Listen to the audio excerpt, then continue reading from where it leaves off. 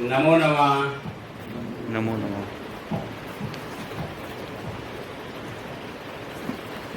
13/1/1984 થી શરૂ થયેલી સફર, અને એ સફરમાં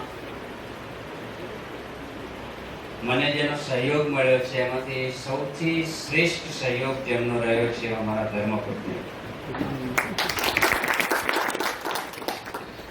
એમને હું એચએમ કહીને જ કહું, આ અમારા એચએમ છે,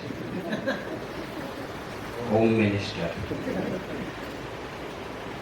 એટલે ક્યારેય લેટ ન પડવા પાછળનું કારણ હોય સમયસર રસોઈ.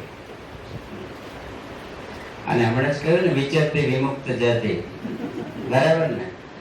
તો મને ખ્યાલ છે કે 8-10 દિવસ સુધી ફિલ્ડમાં જવાનું થયું હોય તોય મોઢા પર એવા કોઈ ભાવ એવા ન આવે.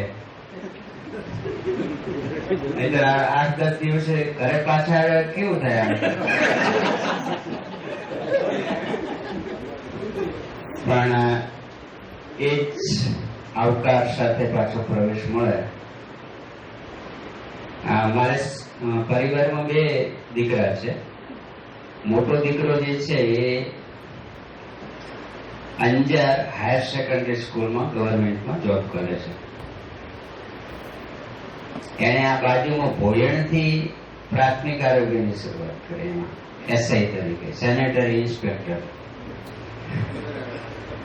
સ્કૂલ ઇન્સ્પેક્ટર લઈ. એના પછી પ્રાઇમરીમાં 6 થી 8માં લાગ્યો, પછી હાયર સેકન્ડરીમાં લાગ્યો. અને આ હવે ટેટ ટાટની રાહ જોઈ રહ્યા છે. એટલે મારા તરફથી ચૂંટીઓ ભરવાનું ચાલુ જ છે અત્યારે.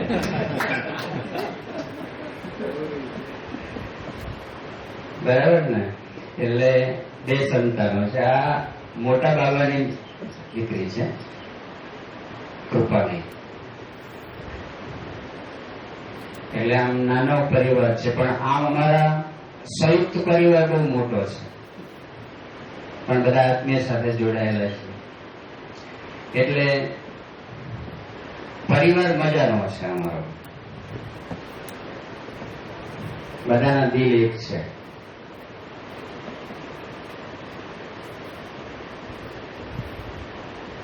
માતા પિતાના સંસ્કારો બહુ મળ્યા. સંયુક્ત પરિવારમાં જ ઉછેર થયો એટલે એકબીજાની લાગણીઓ સાથે બંધાયેલા, એટલે એ રીતે બહુ સારું ઘડતર થયું.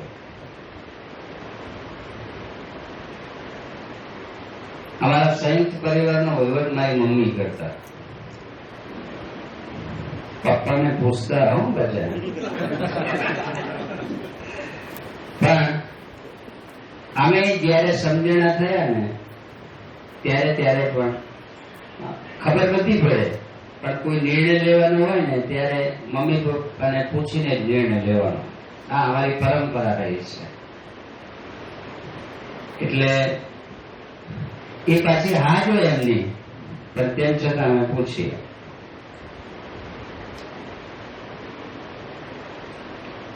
એટલે પારિવારિક જીવનમાં બહુ સરસ મજાનું સંસ્કારોનું સિંચન થયું. અને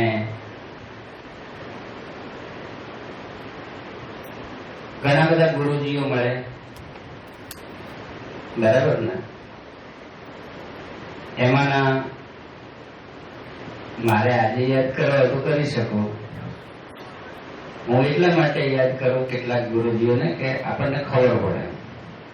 મને એક ગુરુજી મળ્યા 10મા ધોરણમાં, એટલે પેલા 8 થી 10 સેકન્ડરી સ્કૂલ, હા બરાબર, 7મા ધોરણ સુધીનું. તેમાં દિયોદર ખાતે વિકી વાઘેલા હાઈસ્કૂલમાં રાઠોડ સાહેબ હતા. પહેલા રાઠોડ સાહેબ, લાલજીવી રાઠોડ સાહેબ. રાઠોડ સાહેબ જે હતા એ રાઠોડ સાહેબ એ વખતે મને યાદ છે બરાબર, 10મા ધોરણમાં એ ભાષા ભણાવતા. અને પન્નાલાલ પટેલની એક યુનિટ અને પન્નાલાલ પટેલના યુનિટમાં એમણે પછી વાત કરી કે આમના પુસ્તકો વાંચવા જેવા છે, બરાબર ને? પછી એમણે કહ્યું કે અહીંયા દિયોદર ગ્રામ ગ્રંથાલય, સ્કૂલ લાઇબ્રેરી નહોતી પણ દિયોદર ગ્રામ ગ્રંથાલય છે, એના સભ્ય તમારે થવાનું. જેને સભ્ય થવું હોય એ વખતે 25 પૈસા ફી હતી. સભ્ય ફી થવા માટેની ફી 25 પૈસા. એટલે એ રાઠોડ સાહેબ જેને સ્વેચ્છાએ લાઇબ્રેરીના સભ્ય થવું હોય એને સભ્ય ફી રાઠોડ સાહેબ ભરે. એટલે અમે સભ્ય બની ગયા. પછી એમણે કીધું, અઠવાડિયા પછી કીધું કે તમે બધા સભ્ય બની ગયા છો, તમને બધાને ખબર છે, તમે કોને કોને લાઇબ્રેરીની મુલાકાત લીધી? તો મેં નહોતી લીધી. પણ પછી એમ કહ્યું કે હવે તમારે, હું તમને એમ કહું છું, આજે આ પન્નાલાલ પટેલનો પાઠ છે તો તમારે પન્નાલાલ પટેલના પુસ્તકો બોલી ગયા. અને પછી મને ખબર છે કે એ વખતે મેં મળેલા જીવ પુસ્તક વાંચેલો શરૂઆત. અને પછી એમણે પાછું 10 દિવસ પછી પૂછ્યું કોને કોને પુસ્તક વાંચ્યું? તો એમાંથી અમારા ક્લાસમાંથી 4 જણના હાથ ઊંચા થયા પુસ્તકો વાંચવાના. પછી મને પૂછ્યું કે તમે કયું? કીધું મળેલા જીવ વાંચ્યું. સારું, ત્યારે તમારે હવે આ ક્લાસમાં આની વાત કરવાની, 10મા ધોરણ. તો કીધું આજે ના દિવસે નહીં થાય. કારણ કે એ વખતે તો એક બેઠકે વાંચી ગયેલા હોઈએ ને. મને ખબર છે કે હું એ 2 દિવસમાં મળેલા જીવ એ પુસ્તક વાંચી ગયેલો. કારણ કે બહુ નવલરસપ્રદ નવલકથા, બહુ સારી. તો મેં સાહેબ 2 દિવસનો ટાઈમ આપો પાછા. એટલે હું ફરી પાછું થોડું જોઈ ગયો. અને પછી મેં કીધું સાહેબ હું ત્યારે વાત કરીશ. તો મને બરાબર યાદ છે કે 2 તાસ દરમિયાન, 10મા ધોરણમાં 2 તાસ દરમિયાન મળેલા જીવ વિશેની વાત કરી. અને રાઠોડ સાહેબે મારી જે પીઠ થાપડી, ત્યારથી હું મારો વાંચનનો રસ કેળવાયો, જે અત્યારે પણ અકબંધ છે.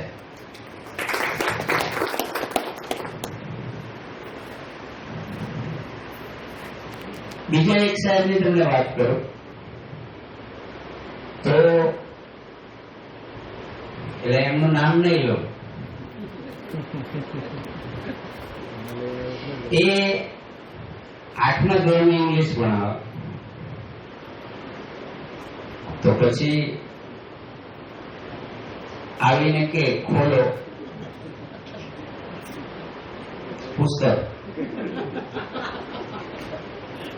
એટલે અમે ખોલીએ. પછી એ આમ, તમારે જો ઇંગ્લિશ પાવરફુલ ની વાત નથી કરતો,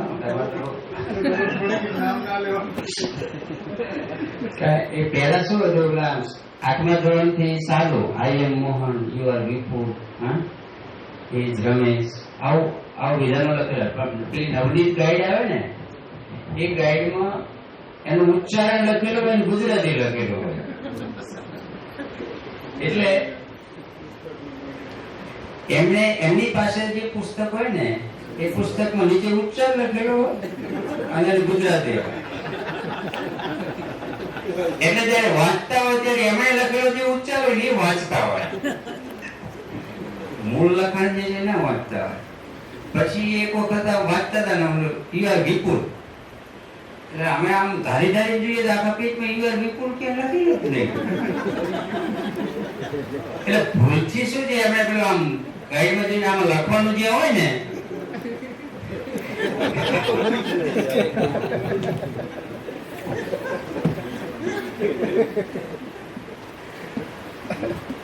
એ સાહેબ અમને 10મા ધોરણમાં સમાજ નવરત્ના શીખવતા. પેલા સમાજ નવરત્ના વિષય આવતો. તો તો એ સાહેબે એક વિદ્યાર્થીને 60 માંથી 62 માર્ક્સ આપેલા.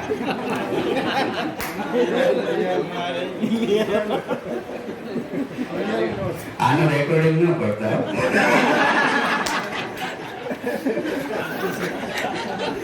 આ થોડો હળવાશની વાતો છે. તમે બધા વખાણ કર્યા છે એટલું બધું છે નહીં મારા. થોડું હળવાશ આપણે મજા કરવા જ ભેગા થયા છે ને આજે. ભારે ભારે માંથી વિદ્વતાની વાતો નહીં કરવી. તો 60 થી 62 માર્ક્સ આપે જોડે પેલા શું હતું કે એક સ્લીપમાં એના માર્ક્સ લખી દેવાના. ક્લાસ હોય ને એ ક્લાસમાં વિદ્યાર્થીનો રોલ નંબર એના માર્ક્સ લખીને સ્લીપ જે તે ક્લાસ ટીચરને આપવાની હોય. દરેક સબ્જેક્ટ ટીચર બધાના માર્ક્સ ક્લાસ ટીચરને આપે. તેમાં એક ડી.કે. પટેલ સાહેબ હતા. એમનો તો નામ ન જોયું ને. અલગ 60 થી 62 માર્ક થોડા હોય કે મારા ભૂલ ના હોય કે મારા સરળ કે ભૂલ ના હોય.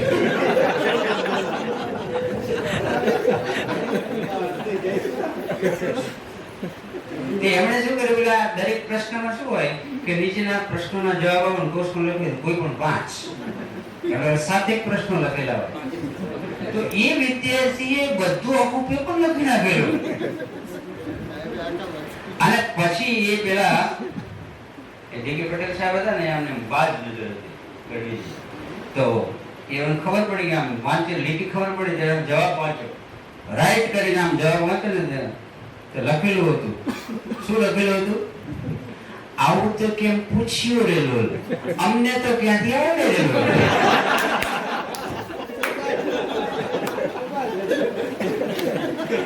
અને એ પાછો છોકરો એટલો હોશિયાર, એક વાક્યમાં જવાબ જ એક વખત લખે. ટૂંક જવાબ બે ત્રણ લખેલું લખે, એસે લખેલું તે કરે.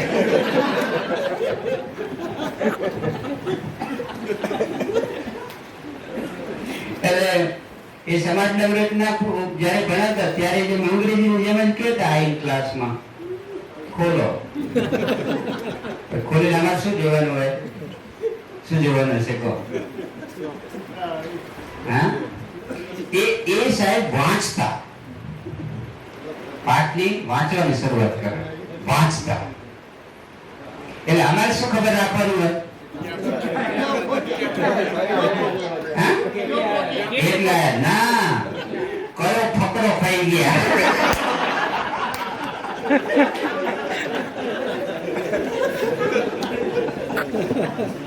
કારણ કે આમ સેજ જોઈને પાછું પુસ્તક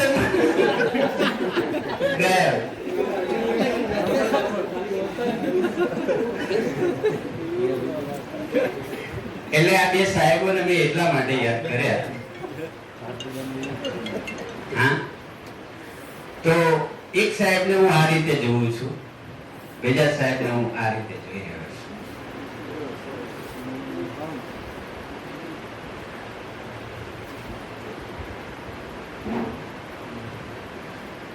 આ ફાની દુનિયામાંથી થોડી વિદ્વતાની આમ થોડી એવી આસ્થા ચેનલ શરૂ કરું ચાલશે ને? આ ફાની દુનિયામાંથી જ્યારે આપણે વિદાય લઈએ ત્યારે આપણા કર્મો સાથે આવે છે. એક બેલેન્સ જે છે એ બેલેન્સ આપણા સુગંધપૂર્વક જીવેલા કર્મો સાથે આવે છે. સમાજમાં અનેક વ્યવસાય છે અને એ વ્યવસાયોમાં મુખ્ય ધ્યેય આજીવિકાનો હોય છે, પણ શિક્ષકનો વ્યવસાય છે એમાં આજીવિકાની સાથે સેવાનો ભાવ છે.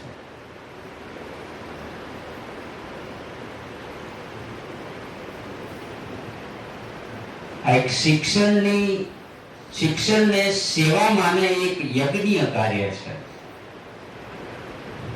કે રાજસૂય યજ્ઞ કરો કે તમે બીજા યજ્ઞ કરો, એ આ એક શિક્ષણ રૂપી યજ્ઞ સતત આપણા ચાલતા હોય છે શિક્ષક થકી.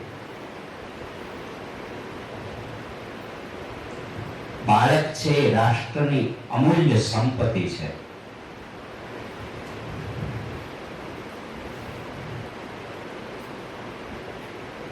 અને એ અમૂલ્ય સંપત્તિ ના નિર્માણ કરવાની જવાબદારી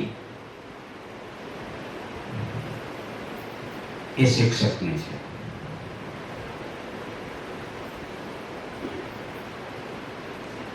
રાષ્ટ્રની સંપદામાં, રાષ્ટ્રના વિકાસમાં, રાષ્ટ્રની ઉન્નતિમાં એ ભાવિ પેઢી જે છે એ ભાવિ પેઢીનું મહત્તમ યોગદાન જ્યારે રહેવાનું હોય ત્યારે એને કંડારવાનું કામ જે છે એ આપણા થકી થાય છે.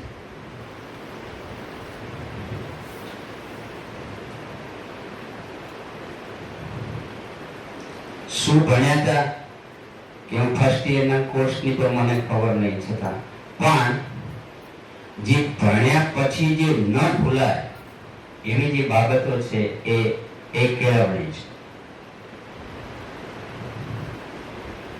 અત્યારે સમાજમાં ઘણા બધા ચેલેન્જ છે,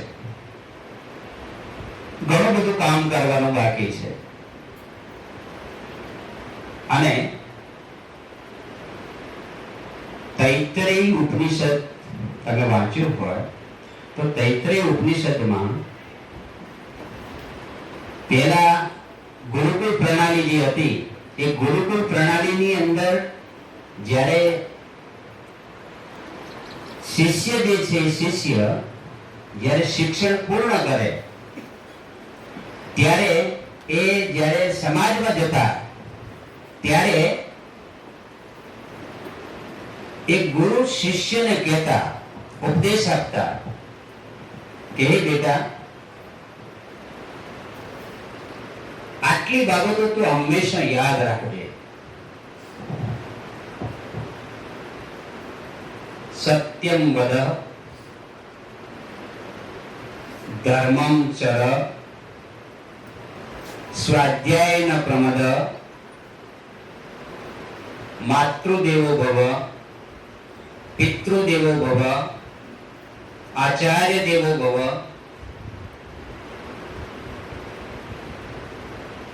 हे बेटा,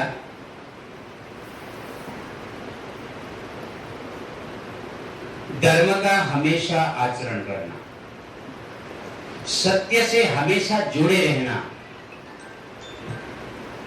इस धरती पर मुख्य देवता के रूप में 3 देवता है.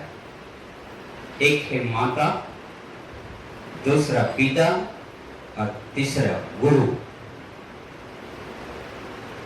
ये 3 पात्र ऐसे हैं जो देने का ही कार्य करते हैं. माता पिता ने जीवन दिया, पाल पोस कर बड़ा करते हैं हमें, लेकिन गुरु एक ऐसा पात्र है जो हमें विचार देते हैं, संस्कार देते हैं, हमारे जीवन को परिवर्तित करने के लिए उसका बड़ा योगदान रहता है. अतः बस ये 3 पात्रों का सम्मान तेरे दिल में हमेशा संजोए रखना, उनको कभी नहीं भूलना.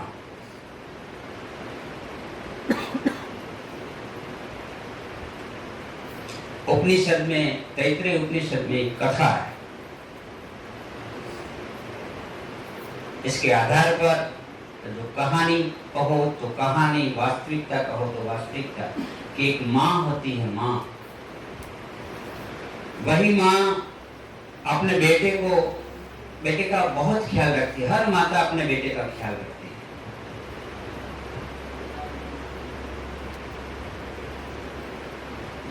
तो माँ ने अपने बेटे को दूध पिलाया. दूध पिलाकर अपनी सास के पास रखा और कहा, मैं बाजार जा रही हूं, बिट्टू का ख्याल रखना.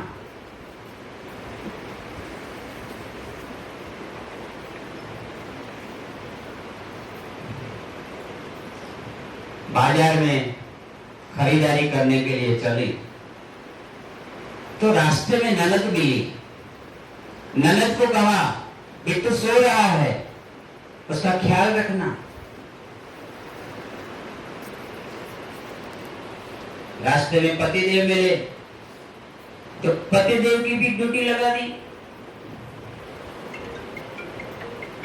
बाजार गई, खरीदारी कर रही थी, वहां से संपर्क किया,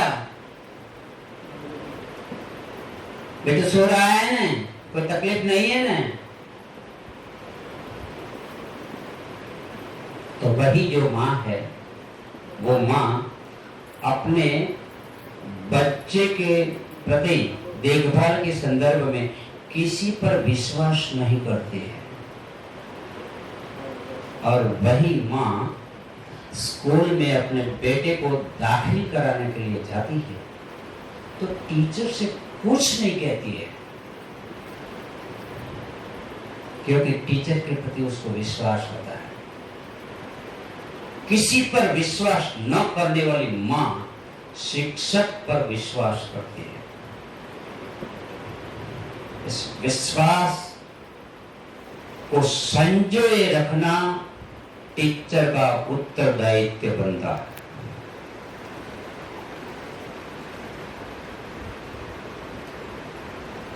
विश्वास को तोड़ना बड़ा पाप है। अतः हमारा उत्तरदायित्व बनता है कि हमें इस विश्वास को बनाए रखना चाहिए। हमारी जिम्मेवारी है। सबसे अधिक समाज को विश्वास शिक्षक के प्रति होता है। कोई बच्चा किसी का अनुकरण करता है तो ज्यादातर अनुकरण माँ बाप से भी अधिक अनुकरण अपने गुरु का करता है।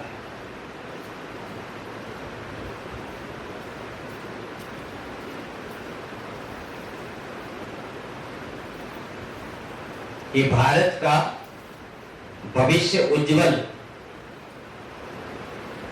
केवल कारखाने निर्माण करवाने से नहीं होता, नहरें बिछाने से नहीं होता है।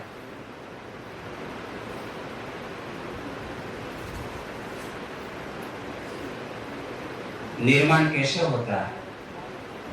निर्माण होता है आने वाली जो संपदा जो हमारी है, जो मानव है, इस मानव में वीर पंगुओं का निर्माण करने से राष्ट्र का उत्थान हो सकता है। वीर नारियों के सतीत्व से ये राष्ट्र का निर्माण हो सकता है और आने वाली संस्कारित जनरेशन से भारत का निर्माण हो सकता है। जो भीतर का काम करने का काम जो है वो है हमारा।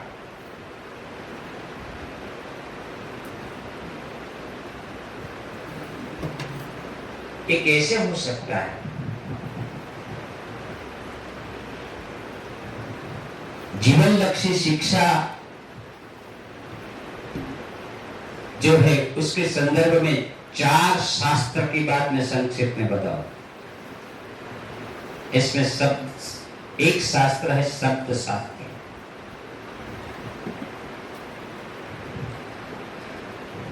शब्द में ताकत होती है।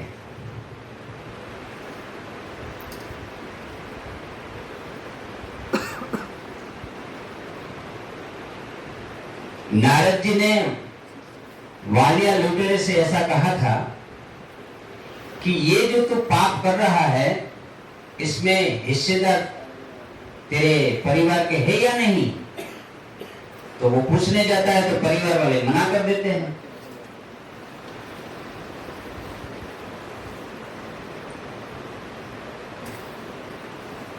तो ये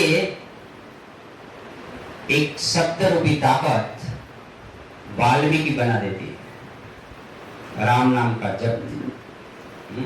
अंगुलीमाल नारद मुनि ने उसे कहा तू ये पत्ता तोड़ गया, तो उसे कहता है कि ये मैं तो लोगों के मस्तक काटकर उसकी माला पहनने वाला अंगुलीमाल एक छोटे से पन्ने को तोड़ने की आप बात कर रहे हैं, तोड़ के लाता है एक सारी डाली।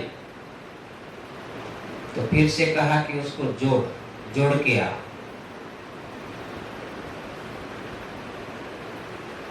तोड़ना ये तेरी ताकत नहीं है, जोड़ना ये तेरी असली ताकत होनी चाहिए। और वही अंगुलीमाल में हृदय परिवर्तन होता है।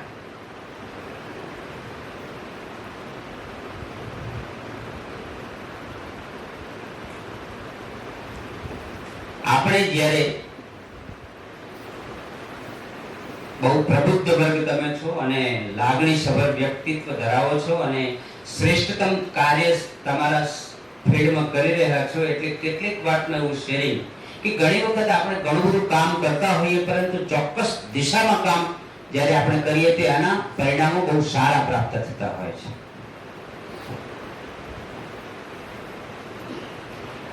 કોઈ પણ વિષય ભણાવતા હોય તો એ વિષયને એના લાઈફ સાથે જોડીને ભણાવો, આના વ્યવહારિક જીવનમાં કેવી રીતે ઉપયોગી છે।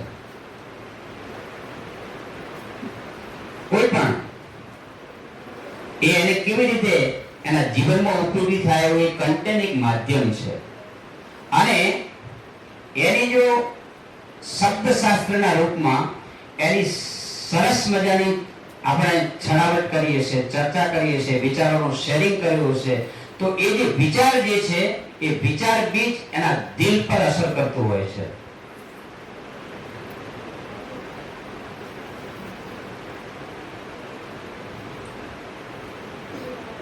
માત્ર કન્ટેન્ટમાં વિદ્યાર્થી સરસ માર્ક્સ લાવે એના પાછળ મહેનત ન કરવા કરતા એ તો ખરું જ, પણ એ જ બાબત એની લાઈફ સાથે જોડીને કેવી રીતે એની લાઈફ ઉન્નત બની શકે એ દિશામાં આપણે કામ કરવું જોઈએ।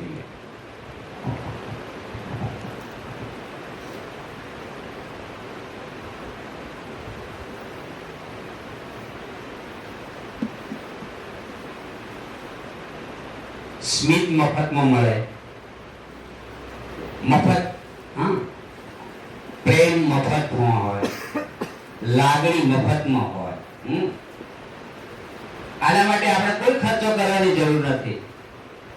એ બાળકો પ્રત્યેનું આપણું સ્મિત, એમના પ્રત્યેનો આપણો અહોભાવ વ્યક્ત કરવો, એમની લાગણીના દુભાઈ માટેના કામો કરવા,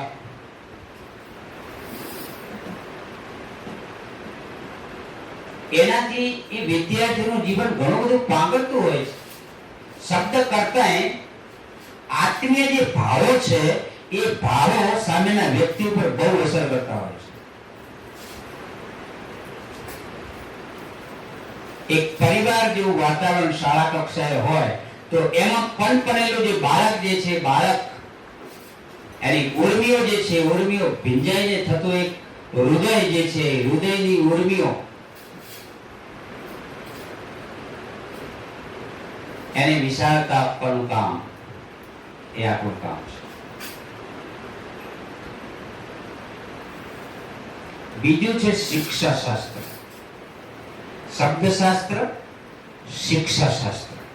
શિક્ષાશાસ્ત્ર એટલે હમણાં અનુભવમાં વાત કરીને કે અમુકનું રાખવું જોઈએ, કારણ કે પછી બીજું કોઈ કઈ હોય ને, કેટલાક આવું કરે ને કે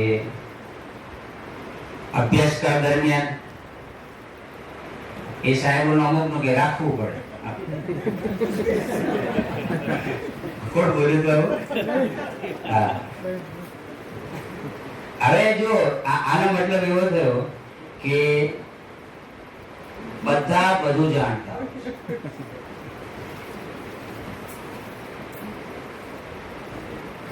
બધા બધું જાણતા હોય છે।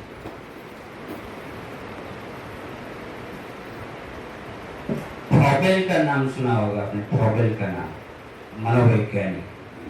तो फ्रॉबेल ने ऐसा कहा है कि सामने बैठने वाला जो छात्र होता है, वो छात्र कई ऐसी बातें हैं जिसमें गुरु से अधिक जानकारी उसे होती है। उसको छोटा नहीं समझना, આ અમારા જે પૌત્રી છે એ હજુ તો નાની છે, આનાથી નાની એક જે છે 1.5 વર્ષની, તો એના મોબાઈલ લે ને એટલે સીધું એને ક્યાં કયું છે એ બધું વિડીયો ચાલુ કરી દે બધાને. એટલે સિમ્બોલ થકી જો સિમ્બોલ જે છે એ હા તે સિમ્બોલ થકી આખું બધું મેનેજ કરીને જોઈ લે. અને પછી અમુક પરિચિતોના જે મોબાઈલ છે એમાં ફોટા મૂકેલા હોય કે હમણાં ફોન આવ્યો.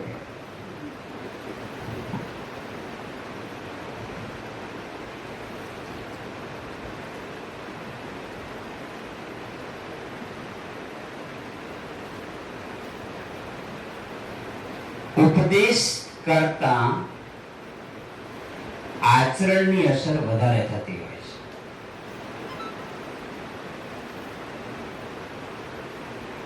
નવી જે પેઢી છે એ પેઢી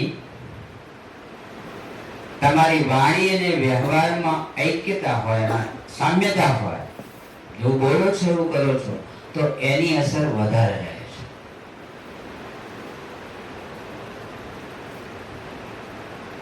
ડાઈ વાતો કરવાના વ્યક્તિઓ આચરણ ન કરતા હોય તો સામેવાળા જે છે એ બધા જ પ્રજ્ઞાવાન છે, એ બધા મૌન બેઠા હોય પણ બધું અંદર બેઠા બેઠા હળવું હળવું હસતા હોય.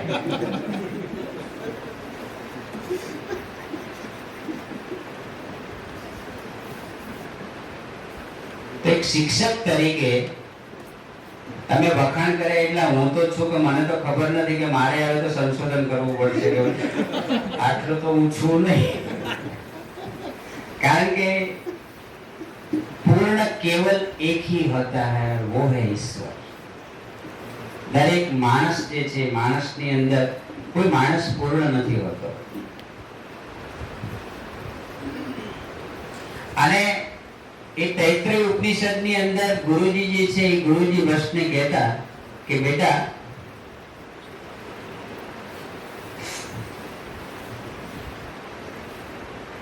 इतने साल हमारे संपर्क में रहा है तो हमें जो कुछ कमियां दिखाई दी वो कमियों को यहाँ पे छोड़ के जाना, गुरुकुल में छोड़ के जाना, और हमें जो कुछ अच्छे गुण आपने देखे हैं वो अपने साथ लेकर जाना.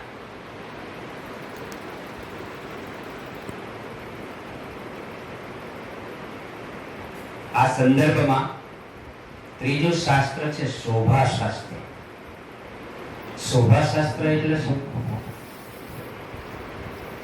એને કહેવામાં આવે કે ઘણા નથી કહેતા એટલે અમારા તો સ્ટાફમાં તો આ રહી તો છે ને મારા ઓલા કશું કામ જ કરતા નથી.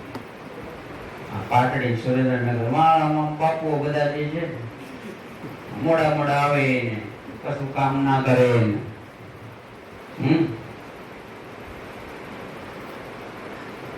બધું શિક્ષણ તંત્ર બગડી ગયું. આ બધા જુઓ ને તમે આ બધા ડેટા સંગ્રહ આ બધા સચિવ સાહેબ ના બધા કેટલું બધું હેરાન કરી રહ્યા છે. આનું કોઈ પરિણામ ના આવે. આ ખોટી મહેનત છે. સમીક્ષા પણ કરે પણ કાર્ય ઓછું કરે. નાની નાની બાબતોમાં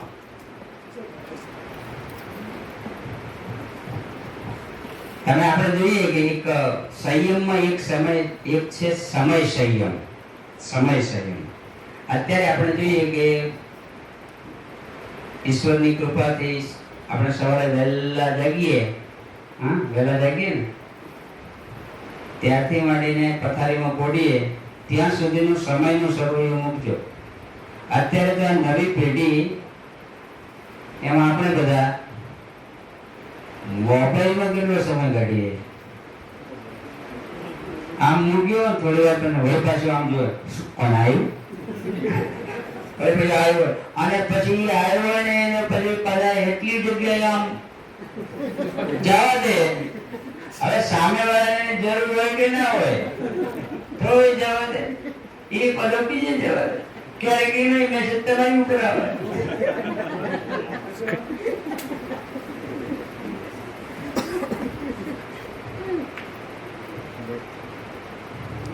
પરમાત્માએ આપેલી આ જિંદગી જે છે એ જિંદગીમાં મેક્સિમમ સમય જે છે સમય આપણે સમાજ સેવા કે આપણનું જે કામ સોંપેલું છે, શિક્ષણનું કામ એ સમાજ સેવા જ છે ને. હવે નિવૃત્ત થયા પછી હવે તમે સમાજમાં આવી ગયા, સમાજનું કામ કરો, તો આ ભણાવો છો ત્યારે સમાજ જ હોય છે બાળકો રૂપે. હા, તો શોભાશાસ્ત્ર જે છે એ શોભાશાસ્ત્રમાં એમ કહ્યું છે કે તમે હંમેશા સામેનામાંથી સારી બાબતો જુઓ. દુર્યોધનને આ જગતમાં કોઈ સજ્જન નહોતો મળ્યો અને યુધિષ્ઠિરને કોઈ દુર્જન નહોતો મળ્યો.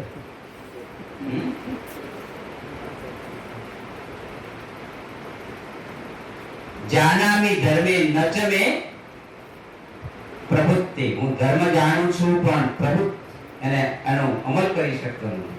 જાનામિ અધર્મ નચમે નિવૃત્તિ. હું અધર્મ જાણું છું પણ એને છોડી શકતો નથી. અહીં યુધિષ્ઠિર જે છે, યુધિષ્ઠિરને કૌરવે હેરાન પરેશાન કરવામાં કેટલી આમ, પણ મહાભારતનો વ્યાસજી પછી છેલ્લે તમે એની કથા જે છે કેટલાક ટીકા ટિપ્પણ કરનારા એમાં એમ કહ્યું છે કે મારા ભાઈઓનું શું થયું આવું યુધિષ્ઠિરે કૃષ્ણ ભગવાનને પૂછેલું. તો કે હવે કશું જાણવું નથી એમ. ના ના, કે મારે જાણવું છે, મારા ભાઈઓ અત્યારે ક્યાં છે.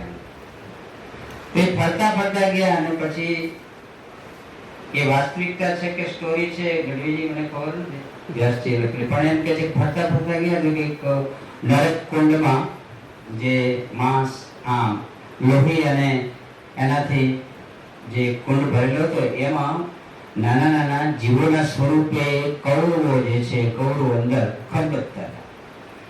તો અંદર ડોક્યું કર્યું આમ યુધિષ્ઠિરે, તો એમાં એક જીવ હતો, એ જીવ ડૂબકી મારી અંદર જતો રહ્યો. ત્યારે કૃષ્ણ ભગવાનને પૂછ્યું તો કે એ શું? તો કે દુર્યોધન.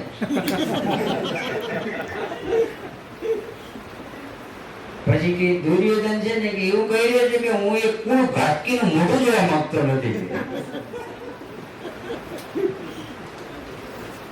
એ મર્યા પછી એની જે ભાવના છે, ભાવનામાં ચેન્જ ન હોય.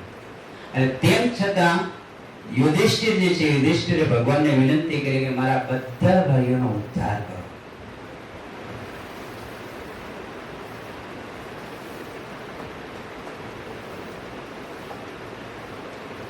जग तू भले बहाता रहे अपनी कटुता का झरना, पर मैं सिख चुका हूं तेरे आंचल में मधुपर्णा. આજે જગત જે છે એ જગત જે છે, જગત બધું સારું જ આપણને પ્રાપ્ત થાય બધા તરફથી એવું નહીં, પણ જ્યાં જ્યાં આપણે ગુણગ્રાહી બનવાનો, એક શિક્ષક તરીકે ગુણગ્રાહી બનવાનો પ્રયત્ન કરો. આપણી સામે બેઠેલા હજારો વિદ્યાર્થીઓ આપણા સંપર્કમાં આવે તો આપણામાં નાની મોટી ખામીઓ હોય તો સામેનામાં ખામીઓ રહેવાની ને. તે ખામીઓને ના જોતા એની અંદર રહેલી જે ખૂબીઓ છે એ ખૂબીઓને ઉજાગર કરવાનો પ્રયત્ન એ આપણો છે.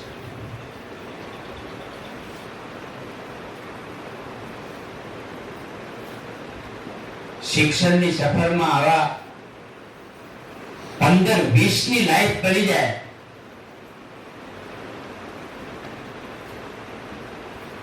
તોય મારે મન સંતોષ.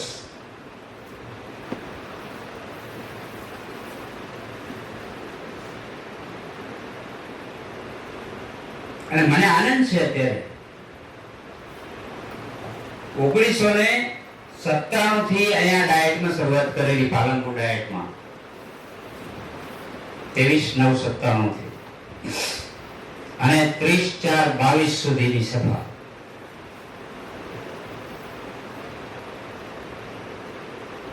પહેલા પ્રાઇમરીમાં 13/84 લાગેલો અને મારા વતન સુરાણામાં જ મેં પ્રાથમિક શિક્ષક તરીકે નોકરી કરી. 13/84 થી 4/3/97, 5/3/97 થી 22/9/97 ડાયટ ભુજમાં નોકરી કરી. ત્યાંથી ટ્રાન્સફર કરાવીને અહીંયા પાલનપુર આવ્યો, ટ્રાન્સફર કરાવી. એ વખતે અમારા દિયોદરમાં અધ્યક્ષ બાપુ જે છે, કુમાનસિંહ બાપુ, એ વિધાનસભા અધ્યક્ષ હતા. એટલે બદલી વળી થઈ ગઈ સહજતાથી 6 મહિનામાં. તો આજે પીટીસી છેલ્લા 4 વર્ષથી બીએડ ના વિદ્યાર્થીઓ, અને પહેલા તો શરૂઆતમાં તો ડાયટ 82-83% તો ભરાઈ જાય, એનાથી નીચેના મેરિટ વાળાને એડમિશન ના મળે. એટલે સરસ બુદ્ધિધન, હા, એ બધા આઈએસ ઓફિસરો બને એવા અત્યારે શિક્ષણ ક્ષેત્રમાં પ્રાઇમરી ટીચરમાં કે એમાં કામ કરી રહ્યા. કેટલા ટેલેન્ટેડ છોકરાઓ. કદાચ એ વખતે ગાઈડન્સના અભાવે એમાં સંતોષ માનીને કામ કરી રહ્યા છે. કશો વાંધો નહીં. મેં 1994માં શિક્ષણ સેવા વર્ગ 1ની પરીક્ષા પાસ કરેલી, લેખિત પરીક્ષા પાસ કરેલી, અને પછી ઓરલમાં ઉડી ગયો. એના પછી કોઈ પરીક્ષા ન આપી મેં વહીવટની. પછી મને એવું થયું કે આ વહીવટમાં બધું આવું ચાલે છે, એના કરતા આ જીવંત પાત્રો સાથે કામ કરવું સારું. મેં ત્યાંથી જ નિર્ણય કર્યો કે બીજી પરીક્ષા આપવાનું બંધ કરી દીધું. અત્યાર સુધીની શિક્ષણની સફરમાં ટ્રેનિંગ કોલેજમાં જે વિદ્યાર્થીઓ બધા મળ્યા એ બધા આપણે મારા જેવા જ મળ્યા. એનો મને સંતોષ છે.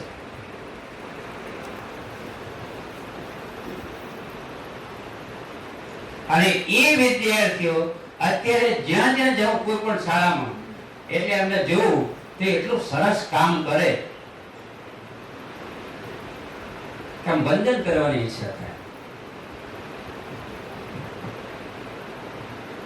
તો આનાથી બીજી મૂડી શું હોઈ શકે? મેં લાઈફમાં કોઈ સાઈડ બિઝનેસ નહીં કર્યો. અરે આપણે કોઈ સર્વિસ ચાલુ હોય ને ત્યારે સાઈડ બિઝનેસ પર મુખ્ય બિઝનેસ થઈ જાય કે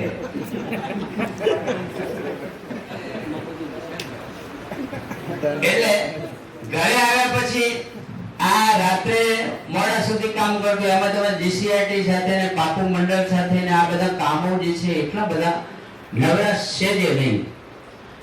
કોલેજ સમયમાં ફૂલ ટાઈમ વિદ્યાર્થીઓ પાસે, કોલેજ સમય સિવાયનું બાકીની સીએમડી શાખાનો પણ ચાર્જ મારી પાસે, અને સ્ટેટમાં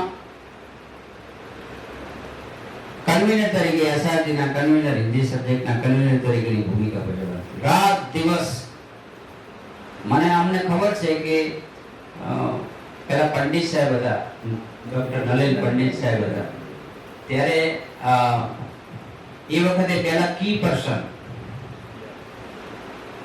પછી આરપી આવે, રિસોર્સ પર્સન, પછી જિલ્લા લેવલે એમટી આવે, માસ્ટર ટ્રેનર્સ, અને પછી તાલુકા લેવલે થાય. તો અમે કેઆરપી ની ભૂમિકા ભજવતા, અને કેઆરપી ની ભૂમિકા ભજવતા એટલે એ પાછા ત્યાં પંડિત સાહેબ આરપી ને તાલીમ આપે, અને આરપી ની તાલીમ પૂરી થાય પછી બધા જિલ્લામાં જેટલા એમટી ની જરૂર પડે ટ્રેનિંગ માટે એ બધાને પાછા એક જગ્યાએ બોલાવે. એટલે એક દિવસ, પછી આરપી ની 2 દિવસ, અને પેલી 4-5 દિવસ, 7 દિવસ, 8 દિવસ. અને એ ટ્રેનિંગોમાં મને ખબર છે કે પંડિત સાહેબ હતા ત્યારે તારીખ ન બદલાઈ હોય એવો કોઈ પણ દિવસ ટ્રેનિંગનો નહોતો. 12 વાગ્યા પછી તાલીમ પૂરી થાય પછી એ પંડિત સાહેબ બધાને ભેગા કરે, નેક્સ્ટ ડે નું પ્લાનિંગ કરે, બધી વાતો કરે, ચર્ચા કરે શું કરવાનું. એમ કરતા કરતા 3 વાગી જાય. પછી પાછા નાસ્તો મંગાવે, તો નાસ્તો કર્યો, 3:30 થઈ ગયા, ક્યારેક 4 થઈ ગયા. પછી પંડિત સાહેબ કે સારું ત્યારે મિત્રો, હવે આપણે સવારે 5 વાગે મળીશું. અને અમે 5 વાગે મળતા.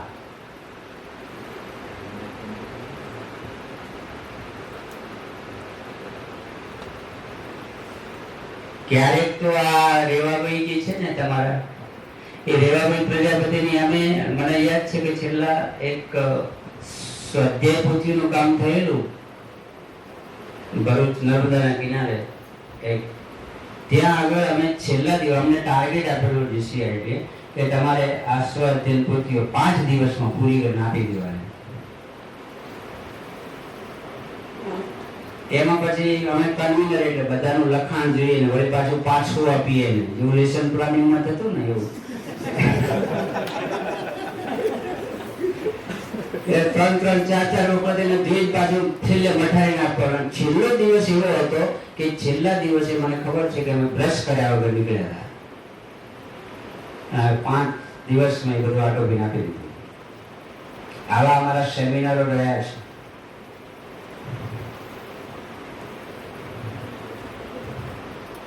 बाबा बनना है तो हिंदी बोलना पड़ता है. એટલે જે આવે જે વ્યવસાયને સ્વીકાર્યો છે એવા સમર્પિત ભાવે જો આપણે જોડાઈ ન દઈએ તો એનો આનંદ ન લૂટી શકીએ.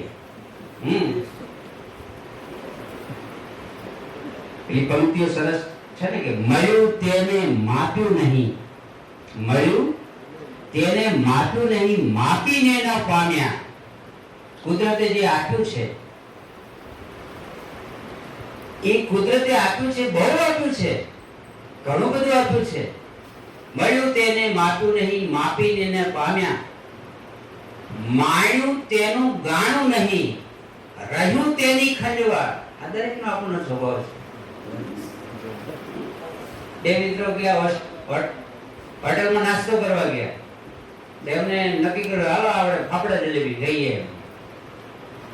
તો પછી ગયા, વેઇટરને કીધું બે ડીશ ફાફડા જલેબી. વેઇટરે નંબર ગયો ફાફડા જલેબી. બીજું શું શું છે? સમોસા લાવ. લાય સમોસા કે સમોસા લાય ને સમોસા ખાતા જાય અને કહેતા જાય ફાફડા જલેબી ના મળે, ફાફડા જલેબી ના મળે.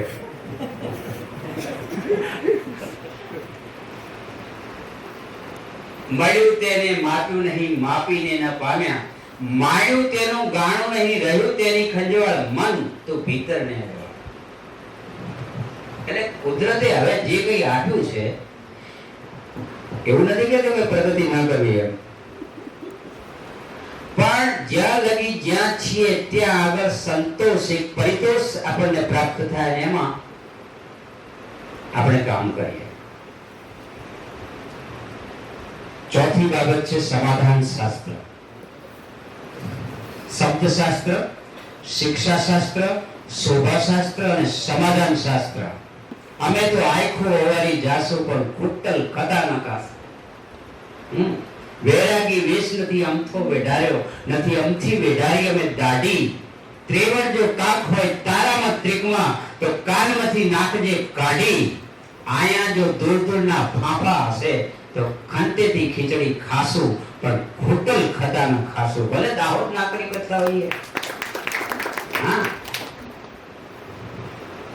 એ આપણી કર્મભૂમિ છે. જન્મભૂમિ હોય, કર્મભૂમિ એ આપણી જન્મભૂમિ. એટલે કોઈ વતનના જે છે, વતનના મોહ જે છે દરેકને હોય, મારે તમને બધાને હોય વતનમાં નોકરી.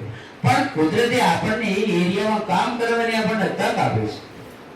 તમારી જરૂર ત્યાં છે એટલે એને સ્વીકારી પડે ને.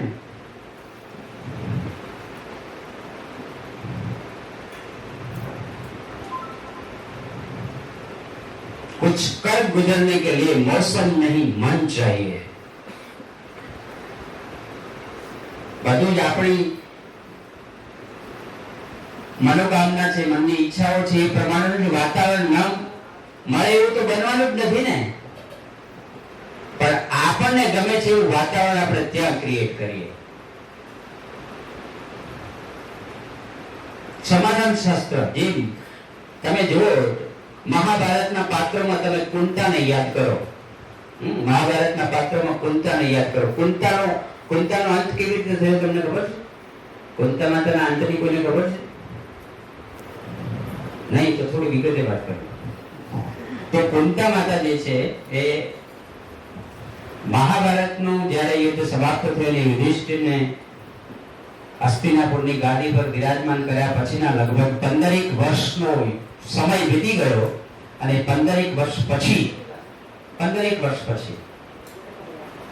ભીમે ધૃતરાષ્ટ્રની સામે એક વચનો કહ્યા હતા કે મેં મારી ભુજાઓથી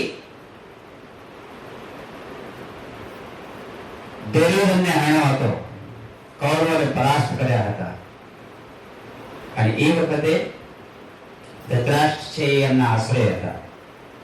રાજગાદી ભોગવતા હતા યુધિષ્ઠિર, અને પછી એમને બહુ લાગી આવે છે. અને એક વખત ધૃતરાષ્ટ્ર જે છે, ધૃતરાષ્ટ્ર યુધિષ્ઠિરને એમ કહે છે કે હવે જંગલમાં જઈને, વનમાં જઈને અમારું જીવન જે છે, જીવન શેષ જીવન પૂરું કરવા માંગીએ છીએ. યુધિષ્ઠિરે પહેલા તો મના કરી, પણ એમના આગ્રહથી એ સંમતિ આપે છે. હવે ધૃતરાષ્ટ્ર જે છે પોતે આંધળા હતા. ગાંધારી છે દેખીતી અંધથી પટ્ટી બાંધી હતી, એટલે તેમની સાથે કોણ? અને એ વખતે કુંતા માતા જે છે, કુંતા માતા એમની સાથે જવા તૈયાર થાય છે.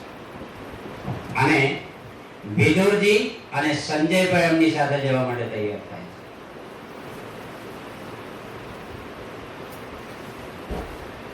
હું સમાધાન શાસ્ત્રની વાત કરી રહ્યો છું કે જિંદગીની અંદર કેવા કેવા પડાવો આવે છે. કુંતા એક એવું પાત્ર છે કે જેને પરમાત્મા પાસે હંમેશા દુઃખની માંગણી કરી હતી.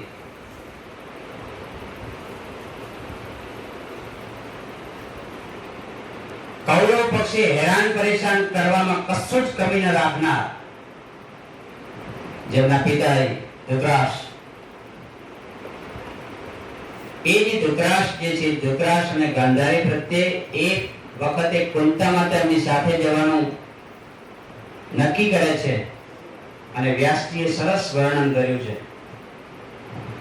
કે સૌ પહેલા કુંતા માતા છે, એમના ખભા પર ગાંધારીનો હાથ છે, અને ગાંધારીના ખભા પર ધૃતરાષ્ટ્રનો હાથ છે.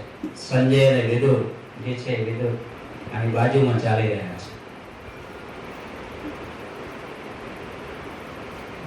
એક વખતનો યુધિષ્ઠિરનો ગાદીધિપતિ જે માગણી કશું કરે અને બધું હાજર થઈ જાય, એમને પણ એ વનની વાટ પકડાવે છે. અને એ પછી ત્યાં જંગલમાં જઈને એક કટિયા બનાવીને રહે છે.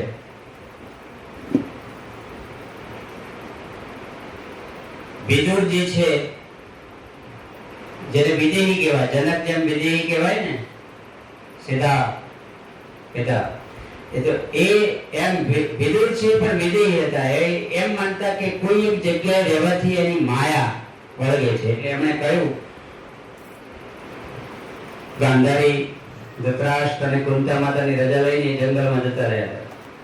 અને એ પછી એમ કહેવાય છે કે શરૂઆતમાં એ અન્ન છોડે છે, ફળાહાર ઉપર છે, ફળ છોડે છે, પાણી છોડી દે છે, અને પછી વનમાં વિહરે છે. થોડા વર્ષો પછી, જ્યારે થોડા સમય પછી એ યુધિષ્ઠિરને થયું કે આ બધા ક્યાં રહે છે, લાવો ખબર અંતર પૂછી આવી. એ જ્યારે મળે છે અને પછી ખબર પડે છે કે આ વિદુરજી જે છે એ તો જંગલમાં કેમ હશે. અને એ જ્યારે આમ જુએ છે તો કે એક વૃક્ષને, થડને અડીને ઉભેલી એક માનવ આકૃતિ જુએ છે. અને પછી એ ખબર પડે છે કે આજ વિદુરજી છે. અને યુધિષ્ઠિર થોડા અંતરે હોય છે ને ત્યારે વ્યાસજી એવું લખે છે કે એ વિદુરમાંથી રહેલો એક તેજ પુંજ યુધિષ્ઠિરની અંદર સમાઈ જાય છે અને એ નિશ્ચેતન બની જાય છે. પછી એમ કહે છે કે આમને અગ્નિ સંસ્કાર, તો પછી એમ કે આકાશવાણી થાય છે. અને પછી એમ કહે છે કે વિદુર તો વિદેહી હતા, એમને અગ્નિ સંસ્કાર શું? એ વિદુર સમગ્ર જિંદગી જે છે, સમગ્ર જિંદગી નીતિમય આચરણ જ કર્યું હતું એમણે. પણ એમનો અંત જે છે, પછી એમ કહે છે એ દેહને ત્યાં આગળ છોડી દે છે અને જંગલના રાની બિલાડાએ એમના દેહનો ફાડી કાઢ્યો હશે.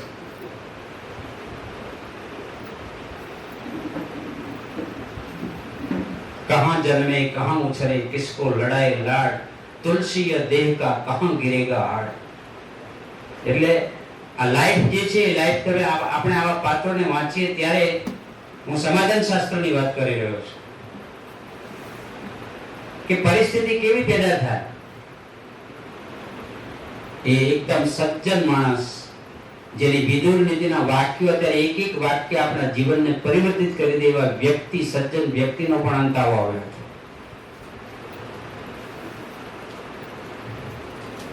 જંગલમાં દાવાનળ સળગ્યો છે એ વખતે પછી કુંતા માતા કહે છે કે આ અગ્નિ સળગ્યો છે, હવે શું કરવું?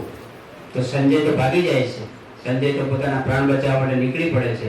પણ એ વખતે કુંતા માતા જે છે, કુંતા માતા જો સાથે લઈને ગાંધારી અને ધૃતરાષ્ટ્રને સાથે લઈને ભાગવા જાય તો એ અગ્નિ પીછો છોડે એમ નહોતા, નહીં બળી મરે એવી સ્થિતિ હતી. પણ એ વખતે કુંતાની સામે એક બાજુ પોતાની જિંદગી હતી અને બીજી બાજુ જે છે એ ચેતાણી પ્રત્યેની ભાવના વ્યક્ત કરવાની હતી. તો મહાભારતને એવું વર્ણન છે કે ત્રણેય કુંતા માતા જે છે, કુંતા માતા એ પોતે પોતાના જીવ બચાવવા માટે એ એકલા ભાગી નહોતા ગયા અને એ ત્રણેય દાવાનળમાં સળગીને મૃત્યુ પામ્યા હતા. કૃષ્ણની લાઈફ તમે જુઓ, જેલવાસમાં જન્મ થાય, માતા પિતાની છત્રછાયામાં ન ઉછેરતા એ પાછા ગોકુળમાં જાય, મથુરામાં જન્મ, જેલમાં ગોકુળમાં જાય, ત્યાં આગળ ગોવાળોની સાથે જિંદગી જીવે, રાધા સાથે પહેલી પ્રીત બંધાણી પણ એને પણ છોડીને જવું પડ્યું દ્વારિકામાં. દ્વારિકામાં સોનાની નગરી વસાવાય. પછી ખબર પડે તો એ બલરામને સોનાની નગરી દ્વારકા આપી દે. આવીને કુરુક્ષેત્રની ભૂમિ, એમાં ગાંધારીનો શ્રાપ મળે. પાછા જાય, સમગ્ર યાદવકુળ જે છે, સમગ્ર યાદવકુળ અંદર અંદર ઝઘડીને મૃત્યુ પામે અને એ જ કૃષ્ણ ને પાર્થીના હાથે મળવું પડે. એ કૃષ્ણના અગ્નિ સંસ્કાર કરવા માટે એક પણ યાદવકુળનો બચ્ચો જન્મ્યો નહોતો, એ વખતે જીવતો નહોતો.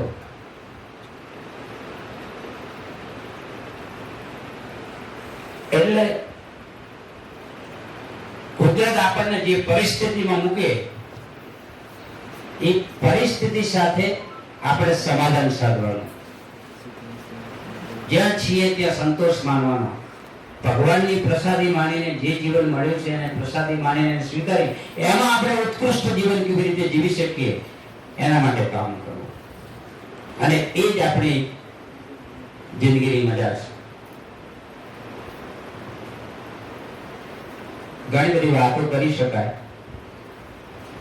પણ અહીંયા સમયના અભાવે તમે જે મને એક ભાવ સાથે બોલાવ્યો છે,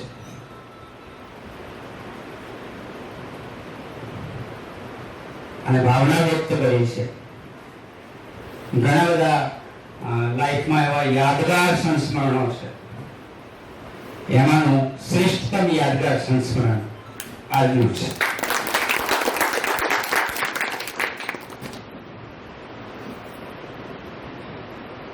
આની સામે પ્રસાદી આજે આપણે લેવાના છીએ, મારી પ્રસાદી તમારે લેવાની છે. એટલે આવા કોઈ કશું બોલશે નહીં, બરાબર ને? એટલે એ પ્રસાદી મારા તરફથી છે, એટલે એને સ્વીકારજો, બરાબર? આટલા બધા ઘરે અનુકૂળતા ના થાય, બરાબર? એટલે ફંક્શન રાખશો તો કશો વાંધો નહીં, મને ગમશે. બધાને જ્યારે જ્યારે ઈચ્છા થાય ત્યારે મારા ઘરના દરવાજા ખુલ્લા છે. મહેમાન આવે તો અમને ગમે છે, અને પુણ્ય હોય તો મહેમાન આવે, અતિથિ દેવો ભવ, બરાબર ને? એટલે તો બધું પરિવાર જે છે એમને આનંદ થાય, બરાબર ને? એટલે હૃદય સાથે તમે બધા જોડાયેલા છો, એનો પુનઃ આનંદ વ્યક્ત કરું છું. તમારી જે ભાવનાઓ છે એ ભાવનાનો હું સહજ સ્વીકાર કરું છું, અને ફરીથી કહું છું કે આ પ્રસંગ જે છે મારા માટે ચિરસ્મરણીય રહેશે, અને દિલ્હી ડિક્શનરીમાં એને ફર્સ્ટ પેજ ઉપર title page. Thank you very much. ખૂબ ખૂબ આભાર.